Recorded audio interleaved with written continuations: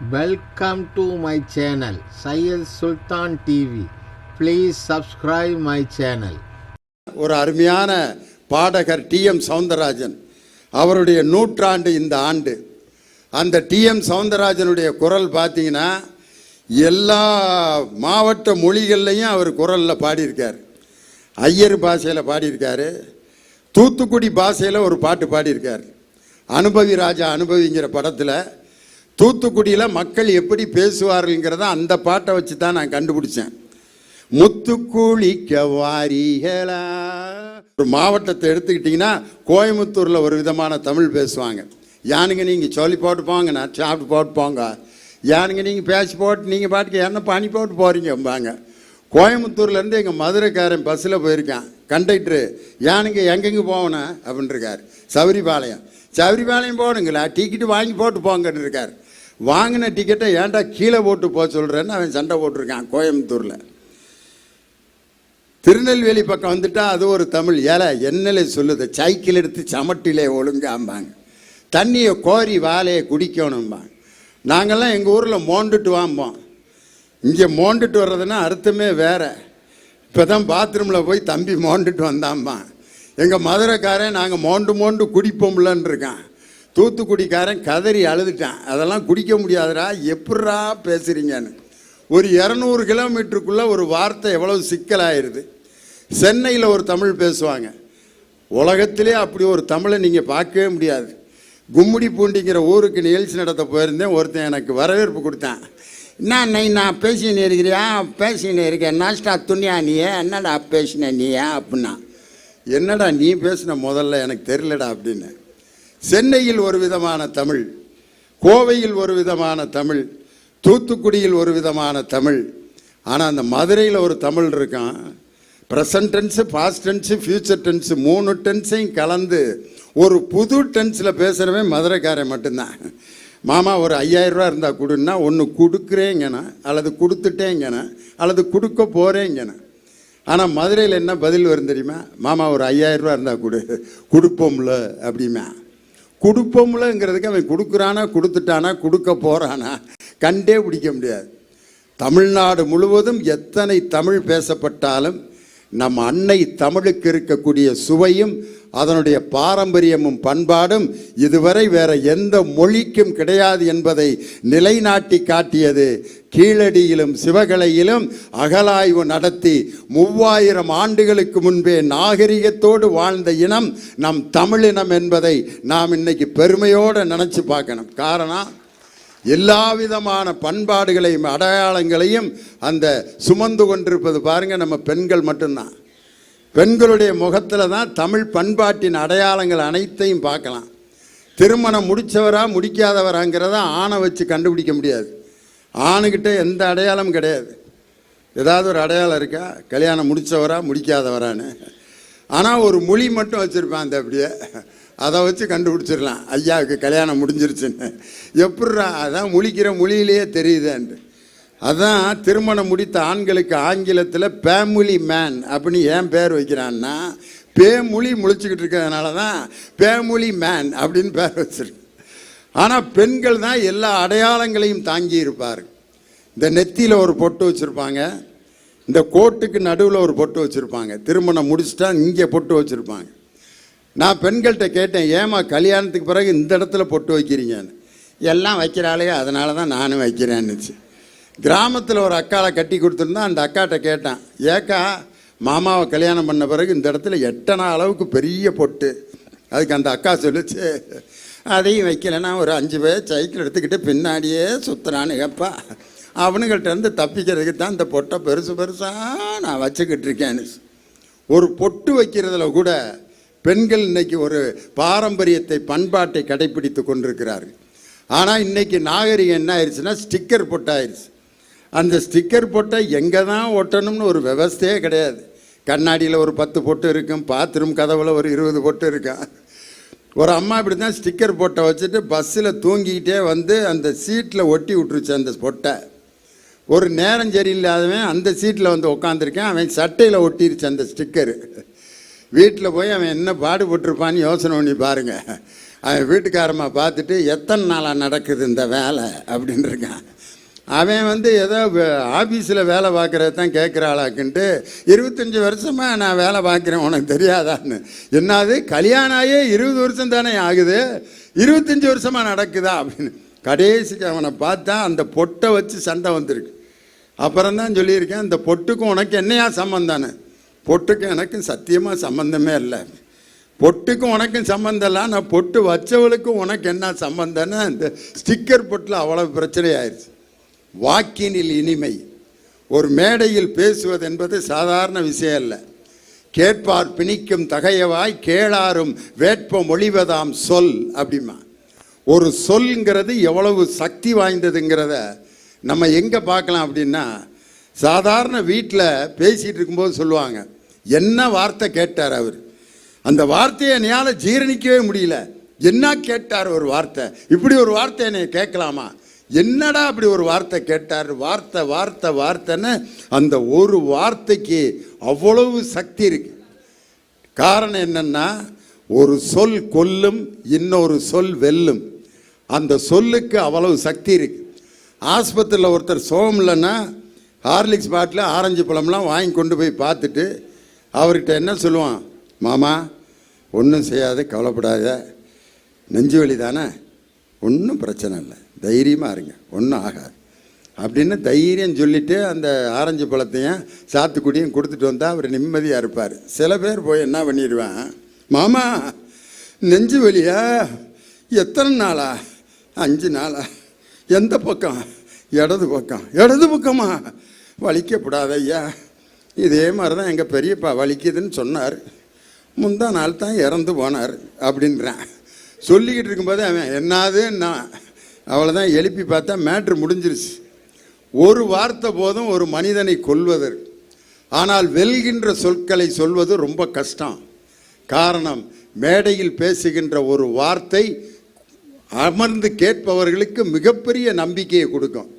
நேற்று நான் ஆரணிக்கு பக்கத்தில் ஒரு ஊரில் அரசியல் பொதுக்கூட்டம் பேசினேன். பேசி முடிச்சோன்னே அந்த மேடையில் இருந்தவர் சொல்கிறாரு, இன்னைக்கு ராத்திரி நான் ப்ரெஷர் மாத்திரை போடுவேன், உங்கள் பேச்சை கேட்டதுக்கு பிற்பாடு இன்னைக்கு நான் ப்ரெஷர் மாத்திரை போடாமல் தூங்குவேன் அப்படின்னு சொன்னார் பாருங்க. அதுதான் ஒரு பேச்சிலே வாக்கினிலே இனிமை. மேடையில் இருக்கிறவங்க தன்னை சுற்றி இருப்பவர்கள் எல்லோரும் மகிழ்ச்சியாக இருக்க வேண்டும் என்று நினைக்க வேண்டும். நம்ம வாயிலிருந்து வரக்கூடிய சொற்கள். முத்தமிழறிஞர் டாக்டர் கலைஞர் அப்படிதான். அவரை சுற்றி இருப்பவர்கள் எல்லோரும் மகிழ்ச்சியாக இருக்க வேண்டும் என்பதற்காகவே அவருடைய பத்திரிகையினுடைய பேட்டிகளை கேட்டிங்கன்னா அவ்வளவு சுவாரஸ்யமாக இருக்கும். ஒரு நாள் ரஜினிகாந்த் அவரை சந்திச்சுட்டு போகிறாரு. ஒரு அரசியலில் முக்கியமான காலகட்டம்.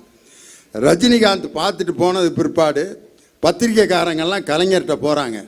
போய் ரஜினிகாந்த் உங்களை சந்தித்து பேசினார், என்ன பேசினார் அப்படின்னா அவர் இப்படியே பார்த்தார். பத்திரிகைக்காரங்களாம் ரொம்ப ஆசையாக பேப்பர் பேனாவோடு அப்படியே ரெடியாக இருக்காங்க. ரஜினிகாந்த் உங்களிடம் என்ன பேசினார்? தலைவர், ரஜினிகாந்த் என்னிடம் தமிழில் பேசினார் அப்படின்னார்.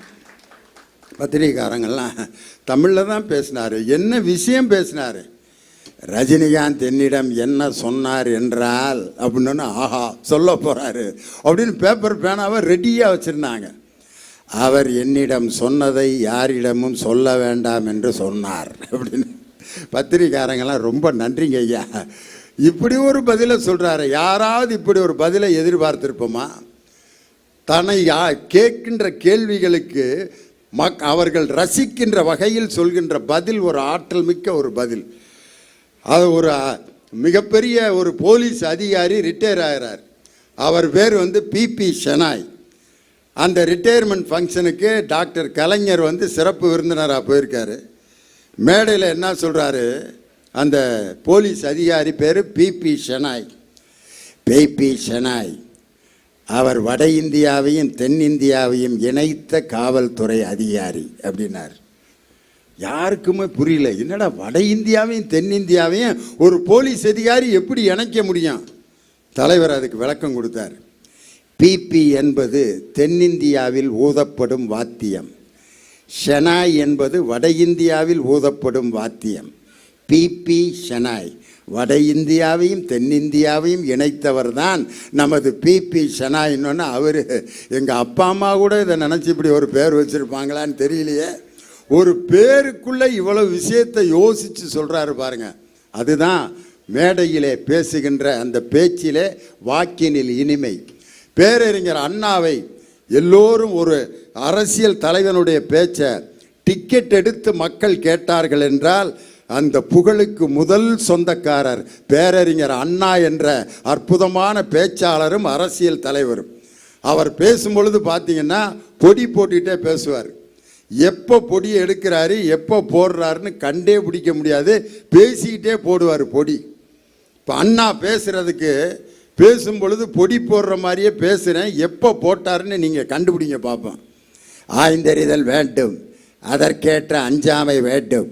இன்றைய சிந்தனையை சிறைப்படுத்திவிட்டு கொடுமையை கோலோச்ச செய்வதற்கு உடந்தையாகி விடுவோம்.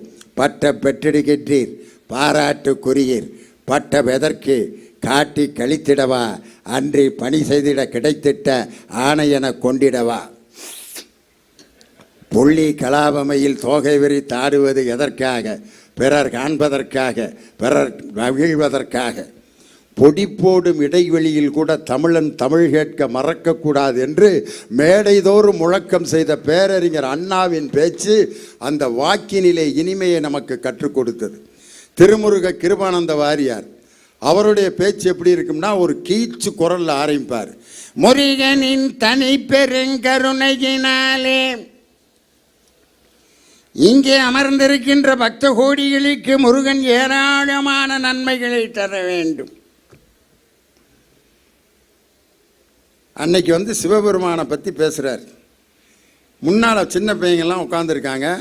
வாரியார் சாமி முன்னால் இருக்க பையனை கேட்குறார், டேய் முருகனுடைய அப்பா யார்ரா அப்படின்னு ஒரு பையனை கேட்குறார்.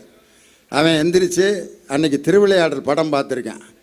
முருகனுடைய அப்பா பேர், திருவிளையாடல் படம் பார்த்ததுனால முருகனுடைய அப்பா சிவாஜின்ட்டான். உடனே எல்லாரும் சிரிக்கிறாங்க அந்த பையனை பார்த்து. ஏண்டா முருகனுடைய அப்பா சிவாஜியா அப்படின்ட்டு அந்த பையனை அவங்க அப்பா அடிக்கிறார். டேய் குடும்ப மானத்தையே வாங்கிட்டிய, முருகனுடைய அப்பா பேர் சிவாஜியா அப்படின்னொன்னே வாரியார் சாமி சொல்கிறார், பையன் சரியாகத்தான் சொல்லியிருக்கான், அவனை அடிக்காதீங்கோ. நம்ம ஒவ்வொருத்தரையும் வட இந்தியாவில் இருக்கவங்கள ஜீன் தானே சொல்லுவோம், காந்தியை காந்திஜின்னு சொல்கிறோம், நேருவை நேருஜின்னு சொல்கிறோம். அவன் முருகனுடைய அப்பா பேர் சிவா, ஜி சேர்த்து சிவாஜின்ட்டான். பையன் கரெக்டாக தானே சொல்லியிருக்கான்ட்டு ஒரு பையன் தவறாக சொன்ன பதிலை கூட அன்னைக்கு காப்பாற்றியவர் திருமுருக கிருபானந்த வாரியார். அவர் ஒரு முறை திருவாரூரில் ஒரு மீட்டிங்கில் பேசிகிட்டு இருக்கும் பொழுது வாரியார் சாமி சொல்கிறார், என்ன சொல்கிறாருன்னா, எல்லோரும் புலால் உணவை சாப்பிடுவதை தவிர்க்க வேண்டும், தாவர உணவு தான் உடலுக்கு நல்லது. காரணம் என்னவென்றால் ஒரு விலங்கை கொலை செய்தால்தான் புலால் உணவு நீங்கள் சாப்பிட முடியும். ஆனால் தாவர உணவை, வெண்டைக்காயை பறித்தால் வெண்டைக்காய் செடி சாவதில்லை. எனவே உயிரை கொல்லாமல் சாப்பிடுகின்ற உணவு தாவர உணவு, உயிரை கொன்று சாப்பிடுகின்ற உணவு மாமிச உணவு அப்படின்னு இருக்கார். அந்த கூட்டத்தில் ஒரு சிறுவன் எந்திரிச்சு கேட்டான். என்ன கேட்டார்னா, சாமி நீங்கள் சொல்கிறதெல்லாம் ஒத்துக்கிறோம், கிழங்கு செடியை அப்படியே வேரோட பிடுங்கினா தான் நம்ம கிழங்கை சாப்பிட முடியும். கடலை செடியை வேரோட பிடுங்கி அதை கொலை செய்தால்தான் கடலையை நம்ம சாப்பிட முடியும் அப்படின்னொன்ன, சாமி என்னடா இவ்வளவு அறிவுபூர்வமான கேள்வியை ஒருத்தன் கேட்குறானே யாரா அப்படின்னு பார்த்தாரு.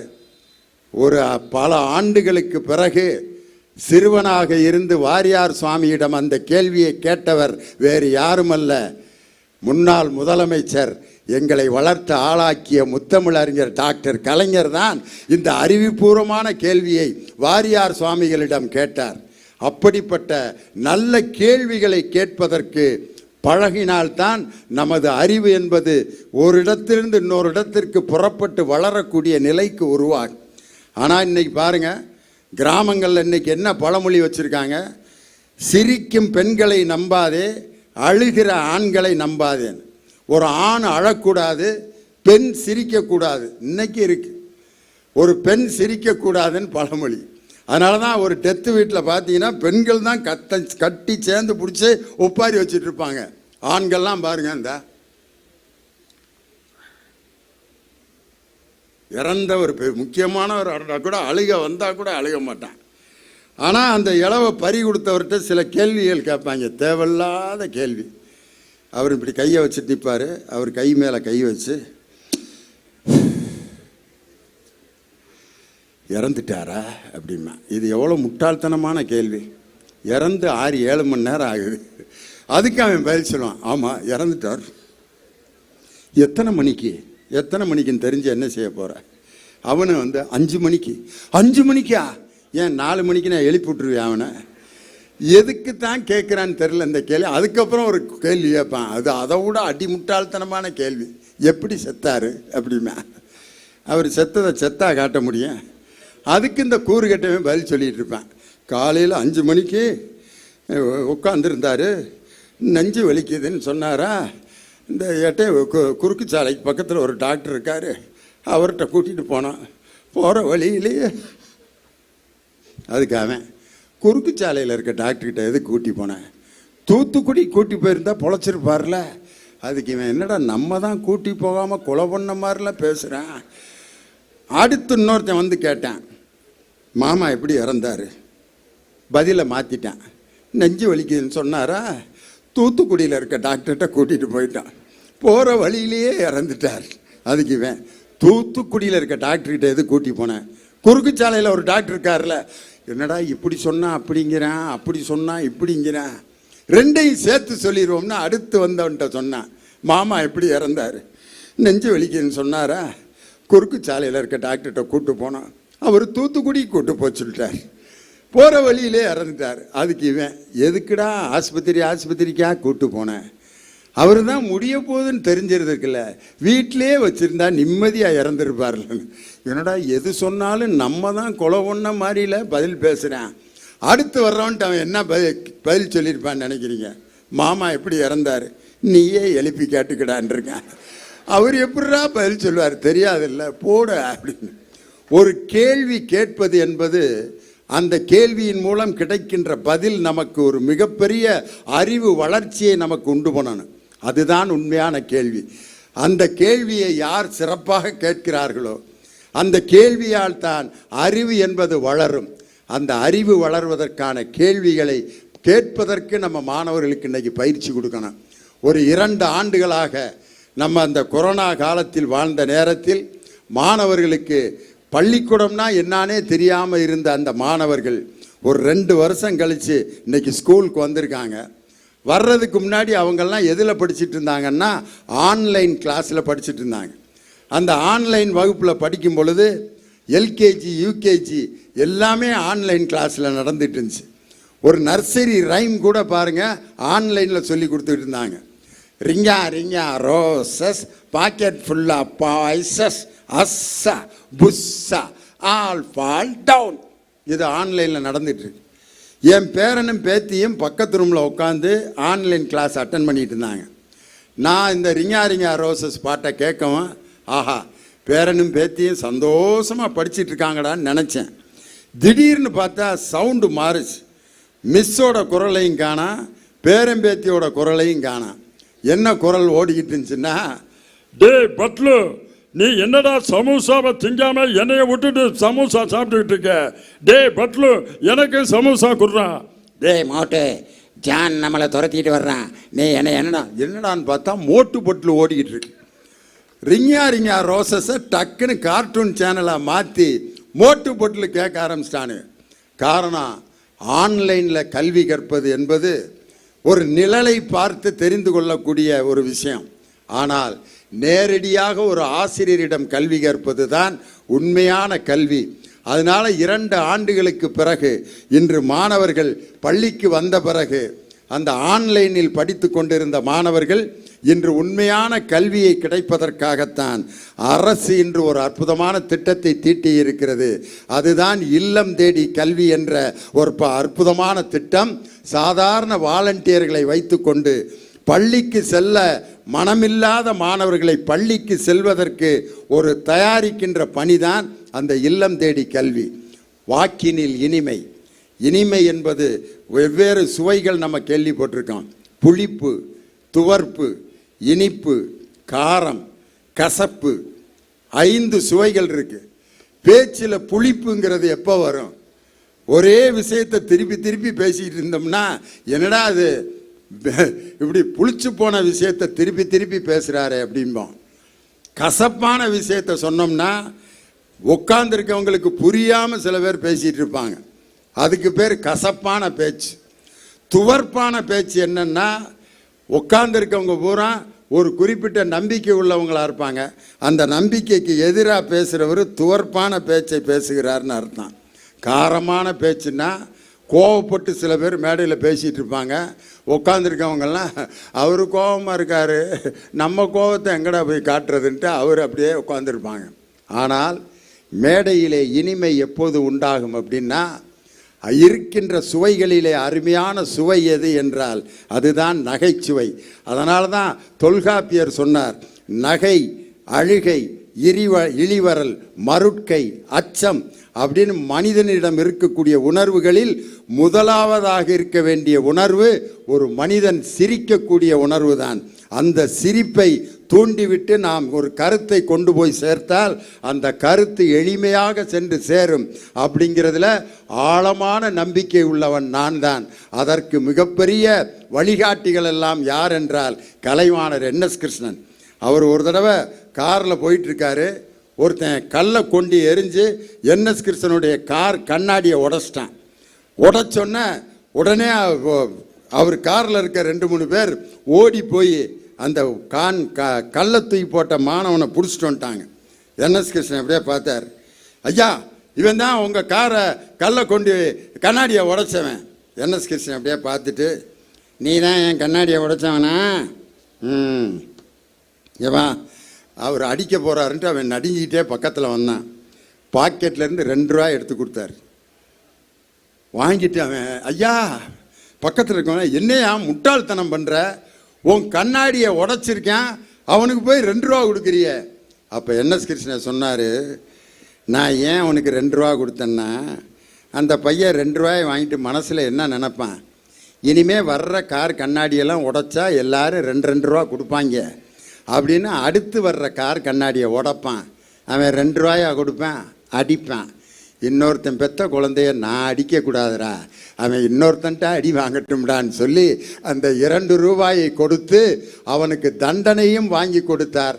ஆனால் அந்த பையனுக்கு பாடத்தையும் கற்றுக் கொடுத்தார். இதுதான் கலைவாணர் NS கிருஷ்ணனுடைய அற்புதமான ஒரு வடிவம். அதே மாதிரி அண்ணாவும் கலைஞரும் ஒரு ட்ரெயினில் போயிட்டுருக்காங்க. ஒருத்தன் பிச்சை எடுத்துகிட்டு வர்றான். பிச்சை எடுத்துகிட்டு கண் தெரியாதவங்க பாடுறதுக்குன்னே சில பாட்டு ட்ரெயினில் இருக்கும், பார்த்துருப்பீங்க. தாய் தந்த பிச்சையிலே பிறந்தேனம்மா, இங்கு நீ தந்த பிச்சையிலே வளர்ந்தேனம்மா, அம்மம்மா தம்பி என்று நம்பி அவர் உன்னை வளர்த்தார். ஐயா கண்ணு தெரியாதவன் ஐயா, ஏதாவது உதவி செய்யுங்க ஐயா அப்படின்ட்டு அப்படியே வர்றான்.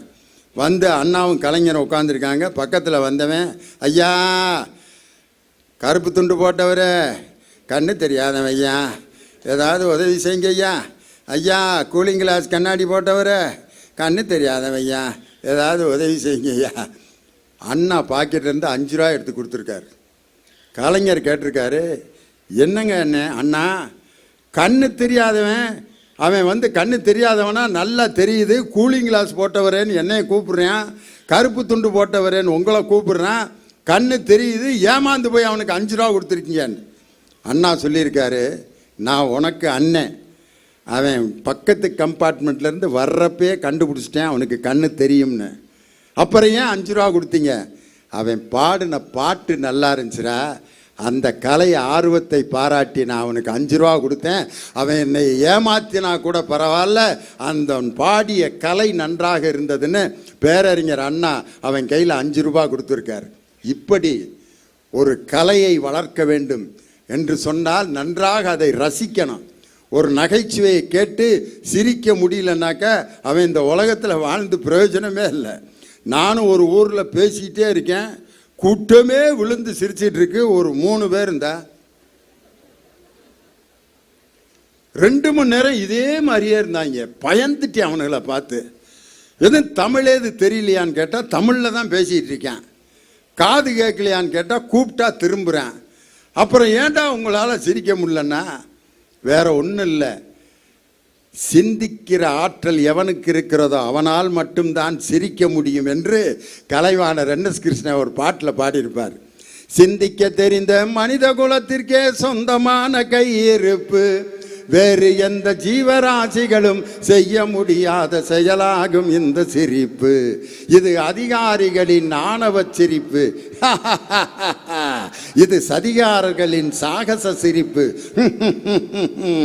இது அடங்கி நடப்பவனின் அசட்டு சிரிப்பு, இது சங்கீத சிரிப்பு.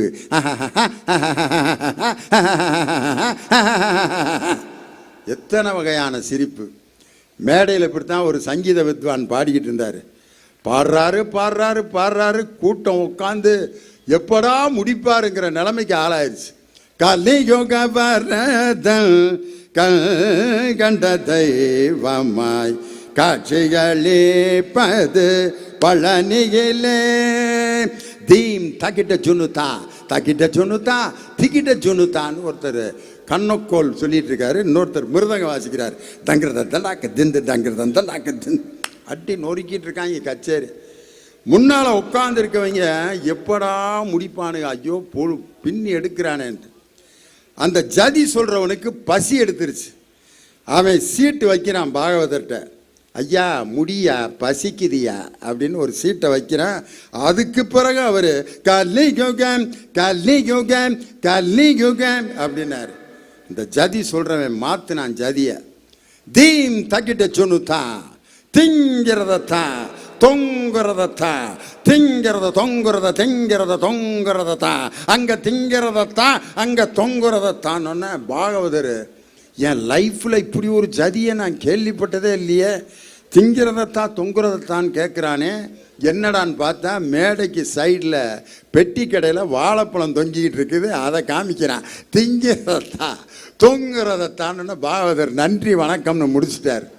ஒரு மனிதனுக்கு பசிக்கு மீறிய ஒரு விஷயம் இல்லை, ஆனால் செவிக்கு உணவில்லாத போது கூட சிறிது வயிற்றுக்கும் ஈயப்படும் என்று பசியையும் மீறி அந்த செவியின் சுவையை உணர முடியும் என்று 2000 வருடங்களுக்கு முன்பே சொல்லியவன் நம் தெய்வ புலவன் திருவள்ளுவர் தான். செவிக்கு உணவு கிடைக்கும் பொழுது வயிற்று பசி கூட நம்மை விட்டு நீங்கி போகும் என்று சொன்னவன் தெய்வ புலவன் திருவள்ளுவர். அப்படி கேட்பார் பிணிக்கும் தகையவாய் கேளாரும் வேட்ப மொழிவதாம் சொல் என்று சொல்லுக சொல் பெரிதோர் சொல் அச்சொல்லை வெல்லும் சொல் இன்மை அறிந்தின். எந்த சொல்லை நாம் பயன்படுத்துகிறோமோ அந்த சொல் மற்றவர்களுக்கு மகிழ்ச்சியையும் நிம்மதியையும் நல்ல உணர்வையும் தருகின்ற சொற்களை பயன்படுத்துவதுதான் ஒரு மனிதனுடைய வாழ்க்கையின் வெற்றியின் அடையாளம் என்று சொல்லி, மனதில் உறுதி வேண்டும் என்று சொன்ன பாரதியார், வாக்கினிலே இனிமை வேண்டும் என்று சொன்ன பாரதியார், நினைவு நல்லது வேண்டும் என்று சொன்ன பாரதியார் தன் வாழ்க்கையில் எப்படி வாழ்ந்து காட்டினார் என்றால், அவர் ஒரு முறை மேடையிலே அவர் மேலே போட்டிருந்த ஒரு சட்டை, கிழிந்த சட்டையை போட்டுக்கிட்டு ராஜாட்ட வந்திருக்கார். ராஜா பார்க்குறார், பாரதி கிழிந்த சட்டையை போட்டிருக்கீங்க, இந்தங்க ஒரு சட்டை அப்படின்னு சொல்லி கிழிந்த சட்டையை வாங்கிட்டு புது சட்டையை பாரதிக்கு கொடுத்துருக்கார். பாரதி புது சட்டை போட்டு அப்படி நடந்து வந்திருக்கார். ரோட்டில் ஒருத்தன் சட்டை இல்லாமல் இருந்திருக்கான், அவனுக்கு அந்த சட்டையை கழட்டி கொடுத்துட்டார். கொடுத்துட்டு அடுத்த நாள் அதே கிழிஞ்ச சட்டையை போட்டு ராஜாட்ட வந்திருக்காரு. ராஜா பார்த்துட்டு, நேத்தான் உனக்கு உங்கள் புது சட்டை கொடுத்தேன், இப்பையும் கிழிஞ்ச சட்டையை போட்டு வந்திருக்கீங்க அப்படின்னு சொன்னோன்னே, சரி இன்னும் 2 சட்டை கொடுங்க பாரதிக்கு, இனிமேல் மற்றவங்களுக்கு கொடுத்துட்டு இன்னொன்று உங்களுக்காக பயன்படுத்திக்கிங்க அப்படின்னு சொன்னோன்னே, பாரதி சொன்னான், இனிமேல் கொடுக்குற சட்டையை மற்றவங்களுக்கு கொடுக்காதீங்க அப்படின்னு ராஜா சொன்னார். அப்போ பாரதி அமைதியாக சொன்னான், நேற்று எனக்கு ஒரு சட்டை கொடுத்தீங்க, அதை இன்னொருத்தனுக்கு கொடுத்தேன், இன்னைக்கு எனக்கு 2 சட்டை கிடச்சிருக்கு. யார் மற்றவர்களுக்கு கொடுக்க வேண்டும் என்று நினைக்கிறார்களோ அவர்களுக்கு மேலும் கிடைத்து கொண்டே இருக்கும். அதனால் மற்றவர்கள் நம்ம ரசிக்கணும் நினைக்கிறவங்க, மற்றவர்கள் நன்றாக இருக்க வேண்டும் என்று நினைப்பவர்கள் தான் மட்டும் நன்றாக இருக்க மாட்டார்கள், மற்றவர்களையும் நன்றாக இருக்க வைப்பவன் தான் தமிழன் என்பதை பாரதி தன்னுடைய நடவடிக்கையில் சுட்டிக்காட்டினான்.